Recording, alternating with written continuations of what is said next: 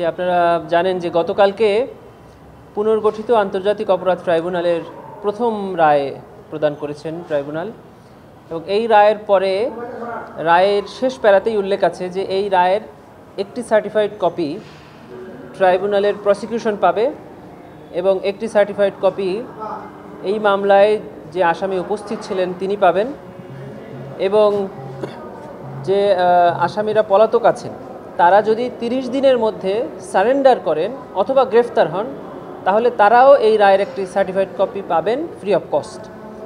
আরেকটি কথা ট্রাইব্যুনাল বলে দিয়েছেন, সেটা হলো যে এই রায়ের আরেকটি কপি ডিস্ট্রিক্ট ম্যাজিস্ট্রেটের কাছে, মানে ঢাকার জেলা প্রশাসক যিনি as well as district magistrate, ওনার কাছে ফর কমপ্লায়েন্সের জন্য যাবে, এটার কার্যকারিতার জন্য।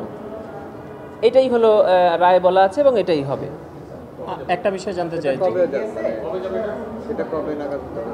এইটা রায় প্রস্তুতি সাপেক্ষে, যে রায় তো কালকে প্রদান করা হয়েছে, এখন এই রায়ের কিছু অফিসিয়াল কার্যক্রম থাকে, সেগুলো সম্পন্ন হলেই রায়গুলো যথাযথ কর্তৃপক্ষের কাছে চলে যাবে।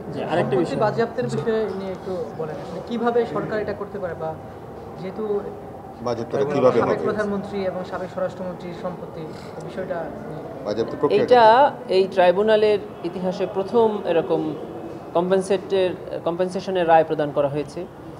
এইটা আসলে আইনে যেটা বলা আছে সেটা হলো ট্রাইব্যুনালের সকল রায় গভর্নমেন্ট এক্সিকিউট করবে।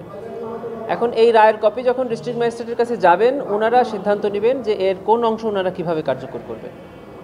আমরা যেটা করব সেটা হলো যে দুজন আসামি পলাতক আছে তাদের বিরুদ্ধে একটি গ্রেফতারি পরোয়ানার কপি সহ রেড নোটিশ জারির আবেদন করা আছে আমাদের আগেই, সেটাকে এখন মডিফাই করে গ্রেফতারি পরোয়ানার বদলে একটা কনভিকশন ওয়ারেন্ট, এই কনভিকশন ওয়ারেন্ট বা সাজার পরোয়ানা মূলে আমরা তার বিরুদ্ধে আরেকটি ইন্টারপোলে নোটিশ জারির জন্য আবেদন করব থ্রু ফরেন মিনিস্ট্রি। এটা আমরা করব এবং এটার কাজ অলরেডি আমরা শুরু করেছি প্রসিকিউশন। না, এটা প্রসিকিউশন করবে চিফ প্রসিকিউটর কার্যালয়ের পক্ষ থেকে, এটা ফরেন মিনিস্ট্রিকে পাঠানো হবে, ফরেন মিনিস্ট্রির মাধ্যমে এটা ইন্টারপোলে যাবে। আবেদনটি আমরা করব না, এটা এখনই আমাদের কাজ শুরু হয়ে গেছে, জাজমেন্ট হাতে পেলেই আমরা এটা পাঠিয়ে দিব। চৌধুরী আব্দুল্লাহ মামুনকে 5 বছরের সাজা দেওয়া হয়েছে, আসলে ট্রাইব্যুনাল আইনটা কি, যদি রাজসাক্ষী থাকে সেই আইনটা কি? এটা এই আইনের সেকশন 15-এ বলা আছে যে যদি উনি ট্রু অ্যান্ড ফুল ডিসক্লোজ করেন তাহলে ট্রাইব্যুনাল তাকে ক্ষমা করে দিতে পারেন। ক্ষমা তো মানে হলো যে একদমই ক্ষমা করে দেওয়া, কাউকে ক্ষমা করলে তো আর ভেতরে কিছু থাকে না, কিন্তু ট্রাইব্যুনাল আবার অবজারভেশনে বলেছেন যেহেতু এই অপরাধের নৃশংসতাটা খুবই মারাত্মক, এই জন্য উনি পুরোপুরি ক্ষমা না করে ওনার শাস্তি প্রদানের ক্ষেত্রে একটু লেন অ্যান্ড ভিউ নিয়েছেন এবং যার কারণে তাকে 5 বছরের শাস্তি প্রদান